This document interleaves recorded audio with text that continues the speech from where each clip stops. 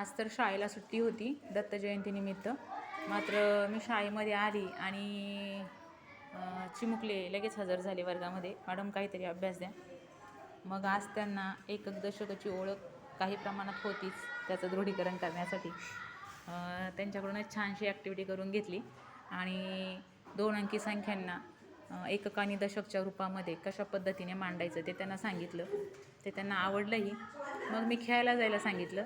मात्र बाकीच्या मुली खेळायला गेल्या आणि ह्या बघा, ह्या 3 चिमुकल्या नाही मॅडम आम्हाला हे पूर्ण लिहायचं आहे असं म्हणून या ठिकाणी वही घेऊन मस्त खेळत खेळत गप्पा करत लिहायला बसल्यात. किती गोड मुलं आहेत.